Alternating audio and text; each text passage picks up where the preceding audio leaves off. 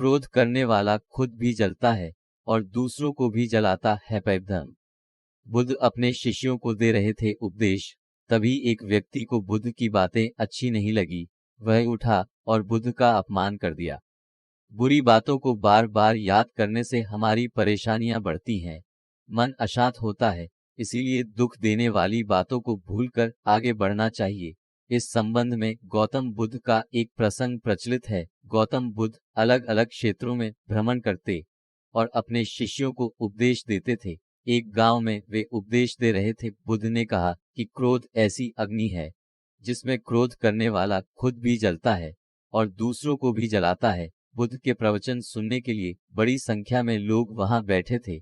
उन लोगों में बहुत गुस्से वाला एक व्यक्ति भी बैठा हुआ था। उसे ये बातें पसंद नहीं आई। वह अचानक उठा और बोलने लगा कि बुद्ध, तुम पाखंडी हो, बड़ी बड़ी बातें करना ही तुम्हारा काम है, तुम लोगों को भ्रमित कर रहे हो, तुम्हारी ये बातें आज कोई मायने नहीं रखती हैं। व्यक्ति लगातार बुद्ध को अपमानजनक बातें सुना रहा था। वहां बैठे सभी लोग ये देखकर हैरान थे कि बुद्ध ये सब शांति से सुन रहे थे, लेकिन कुछ बोल नहीं रहे थे। क्रोधी व्यक्ति बुद्ध को शांत देखकर और ज्यादा क्रोधित हो गया। वह बुद्ध के पास गया और उनके मुंह पर थूक कर वहां से चला गया। घर पहुंचकर क्रोधी व्यक्ति का मन शांत हुआ तो उसे अपने किए पर बहुत पछतावा हुआ। वह बुद्ध से क्षमा मांगने पहुंचा, लेकिन उस गांव से बुद्ध पड़ोस के गांव के लिए निकल चुके थे। वह व्यक्ति बुद्ध को खोजते हुए दूसरे गांव में पहुंच गया। वहां व्यक्ति को जैसे ही बुद्ध दिखाई दिए, वह उनके चरणों में गिर गया और क्षमा मांगने लगा। बुद्ध ने उस व्यक्ति से पूछा, तुम कौन हो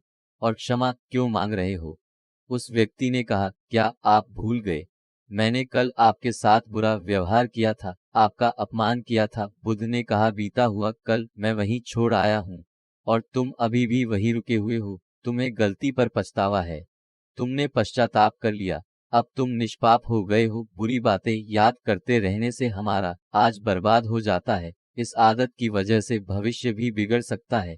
इसीलिए बीते हुए कल की बातों को भूलकर आगे बढ़ना चाहिए।